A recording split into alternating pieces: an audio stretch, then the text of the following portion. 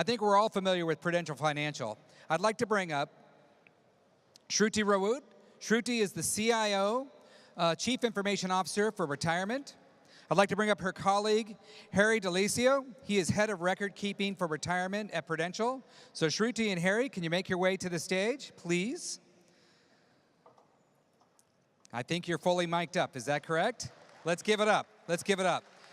Thank you so much for closing out day one. We really appreciate it, and we really appreciate Prudential being a part of this conference. Thank you, let's take it away.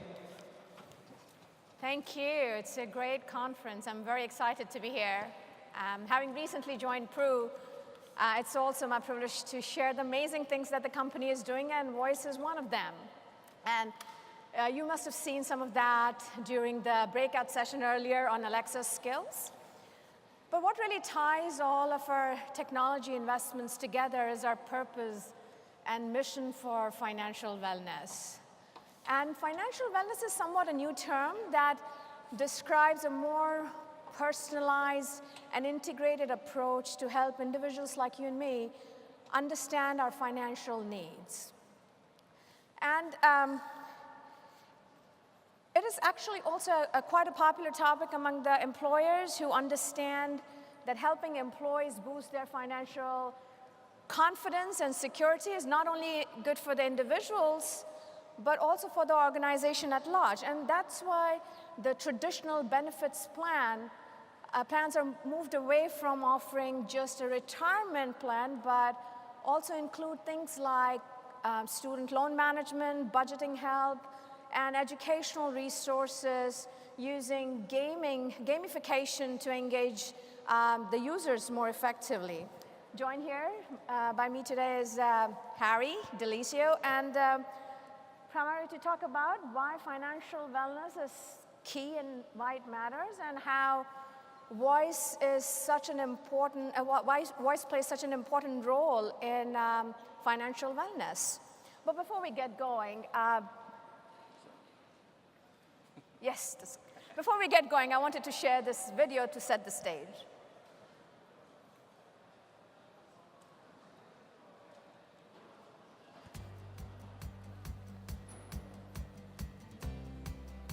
What is the wellness effect? When financial security is within reach for everyone, the impact is felt everywhere. That's what Prudential believes. We know that when people worry less about money and have access to the guidance and the solutions they need, the benefits show. They're more engaged at work. They live with balance and with purpose. They achieve goals and set bigger ones, and they give more to their world. Prudential is investing in the power of the wellness effect. So everyone has the income to do the things they love in retirement and can leave a legacy to the ones they love. So living paycheck to paycheck can become a thing of the past. So an illness or an accident won't create a financial emergency. So people in underserved communities have the knowledge and the resources to build better futures. Because when more people experience financial wellness, great things happen all around us. Prudential, bring your challenges. So Harry, why is financial wellness such a core topic of interest? I just had my 50th birthday. 50. Uh-oh. So stop retirement rolling the is... video?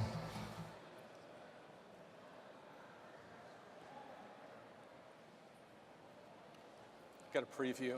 Yeah.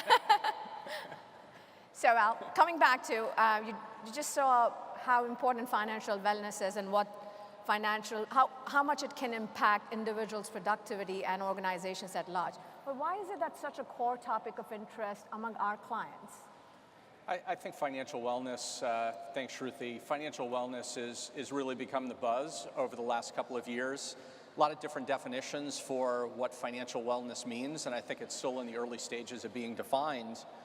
Prudential's been in the wellness business for a long, long time. We've been around for a long time and certainly delivering on our promises. But what we see happening from a financial wellness standpoint is really a holistic view at U.S. workers and how they begin to integrate really all facets and all aspects of their benefits programs, not just retirement or life insurance or savings vehicles, but what's the interplay between all of those. And really with the advent of a lot of the technology over the last few years, it's really kind of creating the art of the possible. So how is it different from retirement planning? Yeah, financial wellness goes far beyond retirement planning. Defined benefit plans are essentially a thing of the past. The primary savings vehicle for U.S. workers right now are defined contribution plans, 401k plans, in some cases, simple IRAs, et cetera.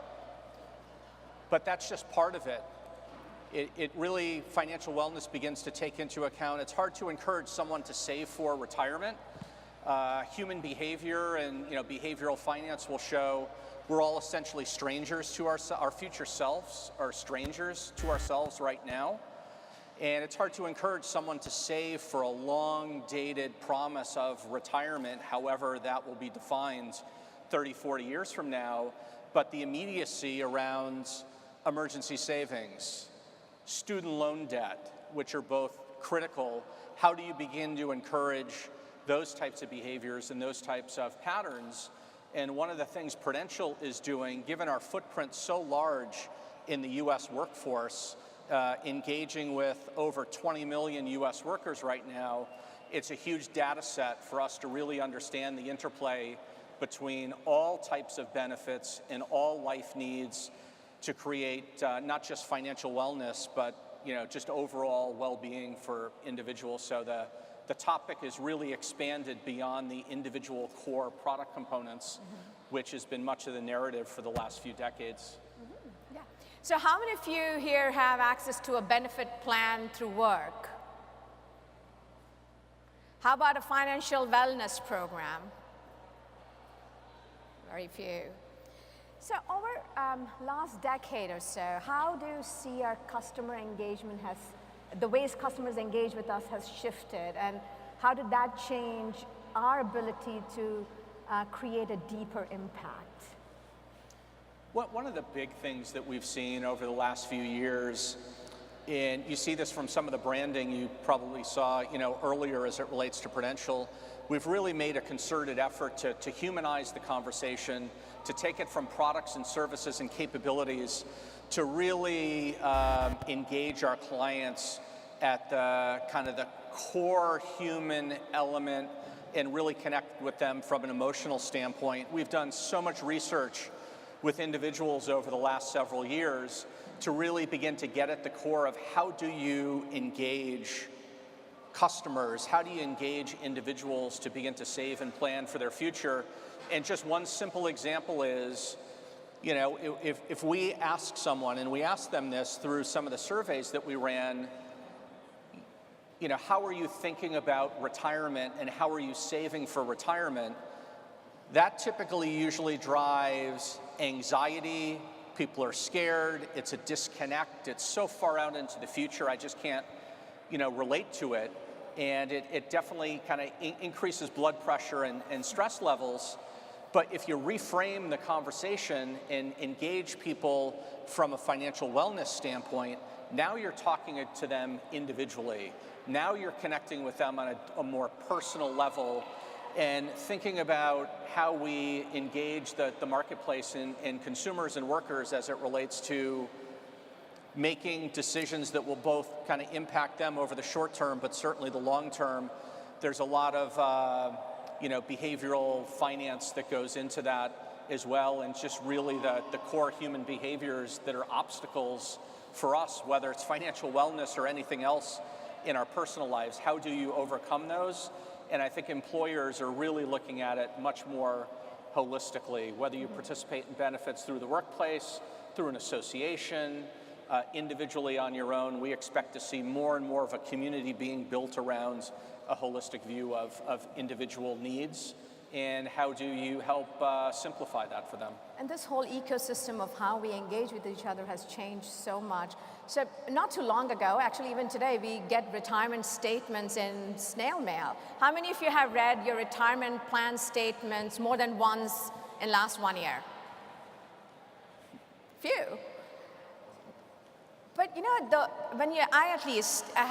when I see the retirement statements, I take a look at it, but they're often a little hard to understand, not in plain English.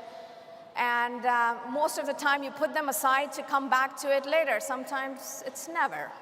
So now we do have access to more digital tools, more budgeting help and lookup, but still it doesn't quite motivate us to go and research investment options or track progress and how we are doing against our financial goals, or think back and reflect on how we want to change our behavior, our contributions towards the savings. And as you said, human behavior often sort of works against our best interest. We procrastinate, we have optimism bias. So wouldn't it be nice to get a more personalized, step-by-step advice on how we are doing towards our goal, track progress, provide pointed advice on how to get there, right? And voice, I think, really enables that. Voice is that nugget that allows us to create that connections and come closer to our customer and really establish a more meaningful dialogue based on what they need, how they need it, and when they need it. And that is why it is so exciting to see the opportunity Voice has offered to help us drive our mission forward to bring financial wellness closer. How many of you relied on Alexa today to read out your morning news headlines? Or listen to music? Well, I just called out grocery list into my Alexa today in the morning before leaving. So as you can tell, Voice is not just one device, it has really unlocked a whole ecosystem of solutions which are now well integrated in our day-to-day lives, how we engage with each other, and that is really why Prudential really is looking at voice and leveraging that opportunity to bring financial wellness closer to our customers so that it becomes part of their thought process, and we learn about our customers as they do things, as they engage, and how we become part of their ecosystem instead of asking customers to come to us. So, go ahead. I was going to ask you a question. Okay. So if that's okay. So, as it relates to, voice is becoming just a really big part of the conversation. It's certainly the headline of this conference.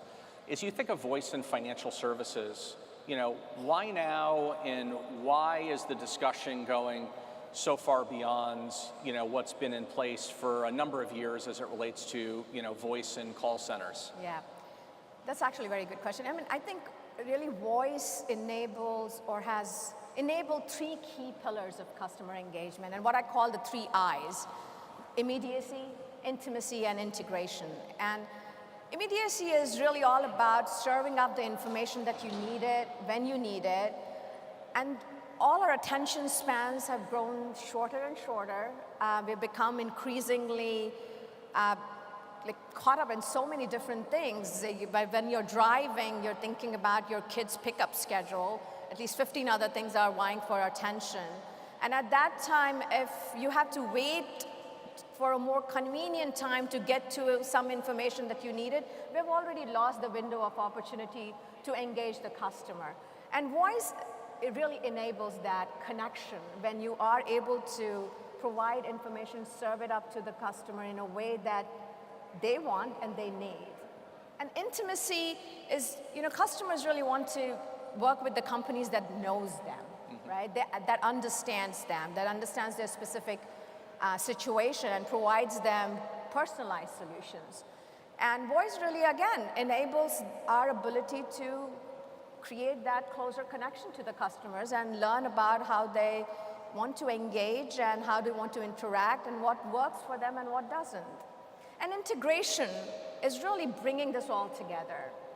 Also in context of when you said earlier that when we ask somebody about, are you saving enough for retirement, it makes you uncomfortable. But when you talk about and rephrase that in context of financial wellness, you can engage them into a more expansive dialogue.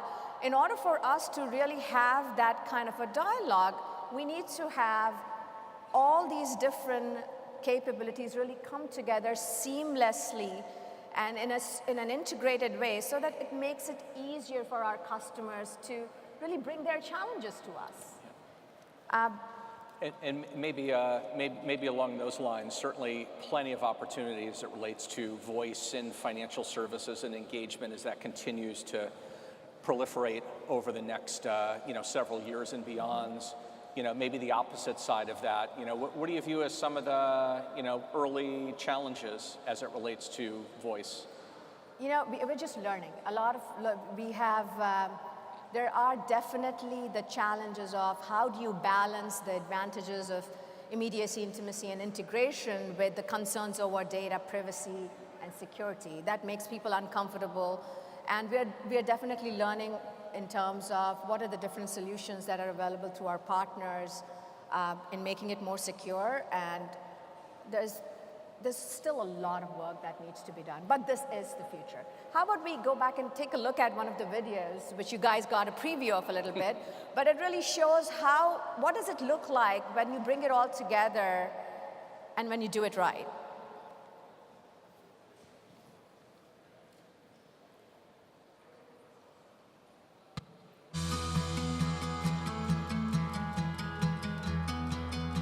I just had my 50th birthday. 50. So retirement is within sight. I've been preparing by saving some money and also invested in my 401k. My company bumps up my contribution by 1% annually, which is helpful, but you really never know if that's enough, if you're gonna be able to retire and live the way you want. So I get an invitation, an email on my birthday, offering me the opportunity to chat with a counselor. And the counselor was terrific, very helpful, very informative. He was able to point out, for example, that now that I'm 50, I can contribute more to my 401k. And then this is the part that's really exciting for me. He pointed me towards tools that I can use on my own and that I can explore, which has been exciting. So the budgeting tool sort of really helps me look at how to create a better budget and save more. And then on the website, there's an amazing retirement planning tool. And so I'm able to go in there and research places where I may want to live that take into account my Social Security income once it begins, plus what investments I've made and the savings that I have. And all of this gets put together in a way so that I can figure out how I want to live, where I want to live. I used to think that all that technology was for the kids. Alexa was just for music. That's all I used it for at home. But now, through an app, I have access to my Prudential account on my phone. I can access it through Alexa. That's pretty hip, I think, right? Do we still use the word hip? I feel ready. I feel prepared. I'm not concerned about running out of money anymore. I feel like I have the tools I need to create the future that I want. I'm looking forward to, what is it they call them, the golden years?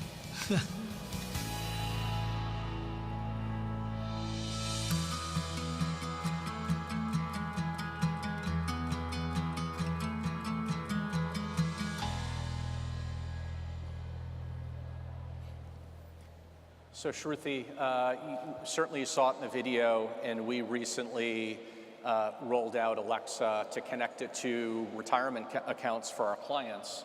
In the early stages, what type of feedback are you seeing and hearing from customers as it relates to voice at this stage?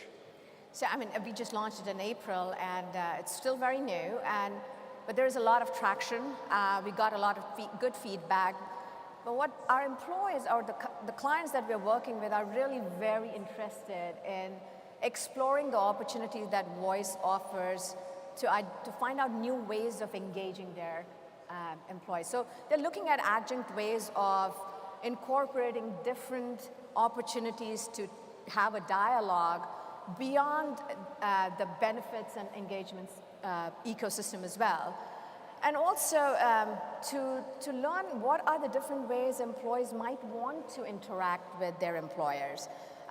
Also learn at creating a more inclusive and more accessible ways of providing the voice experience to the employees. A lot of those who probably don't prefer to talk directly, but might be more comfortable interacting with a voice assistant. So I think there is a lot of interest, definitely great dialogues, a lot of traction. It's new, but it's very exciting. Maybe with that, I'll share just some closing perspective. We certainly know Shruti and I stand the way between you and the reception. But maybe, and then I'll turn it back over to Shruti to close it out. But thinking about, right now, there's a big public policy discussion going on as it relates to access to savings plans and benefit plans for, just the individual workforce. And that from an inclusive standpoint is critically important. And just looking at the hands, that went up, in the crowd as it relates to access to financial wellness, access to savings plan, access to benefits, there's a lot of uncovered workers in the US, certainly as it relates to that. So from an inclusivity standpoint, there's a lot of work to be done for us to collectively do to ensure that everyone has access, whether you're working for a big company, small company, independent contractor, whatever it may be. I'd say the second part is, and Shruti just touched on it, is the intimacy. How do you leverage voice to begin to create much more intimacy as it relates to engagement around significant life decisions that are either benefits related or financial related? And voice, through some of the videos that you saw, certainly provides a lot of scalability, because right now, much of the financial services market is face-to-face, it's travel, it's across the kitchen table, it's doing big group seminars, et cetera, versus we hear from our customers all day long that they're not benchmarking Prudential against other financial services companies. They're benchmarking the engagement with Prudential and how we engage them compared to all the fintech firms that you're all working with and talking to. And that's really begun to blur the lines as it relates to expectations. So people don't want an institutional experience. They may want great pricing that you could get from an institution, but they really want the intimacy of engage me one-on-one, and I want you to know me personally and help provide and drive solutions for me as an individual. And I think voice really will be a big driver for that, and we're just at the starting point of a big transformation in the financial services industry. And I'd say finally is simplicity. Many benefits programs, retirement plans, savings plans, investment plans, it's complicated. How do you drive simplicity? How can we take the complex and make it simple? So how do we create more inclusivity? How do we create more intimacy? How do we drive simplicity along the way? The good news is that we all collectively can take action on this right now. Much of it's within our control. What do we want to collectively do about it, and how do we work together and partner together to really transform the engagement experiences that our clients can have with us? But more important than that, how do we collectively work together to ultimately drive stronger financial and benefit outcomes that don't just impact all of us individually, it impacts our community, it impacts our family, and it goes well beyond that. So there's a lot of really exciting work going on and a lot of engagement from our clients, and certainly a lot of opportunity for positive, disruptive capabilities that will really create broader engagement with individuals going forward, many of which are sitting in the audience today. So I'll turn it back over to you, Shruti. Actually, what you just pointed out is so important, that to make the simplicity of voice really offers, it's such a natural extension of how we engage with each other, and that is really where the promise is. And what we are focusing on going forward is the integrated approach. You just saw in the video earlier that it really has to bring all those experiences together, and it's not a disjointed way of doing it. And it goes back to when you become part of customers' ecosystem, you learn more about them, they trust you more, and most importantly, it really takes some of those barriers away from the customers in thinking about what they truly need from financial need, or what are they thinking about in terms of their future. It's not something that they have to come to in 10, 15 years or 20 years, but it is something that they can engage in day-to-day thinking. And voice is, again, not just one solution. It is really ecosystem of different solutions that come together.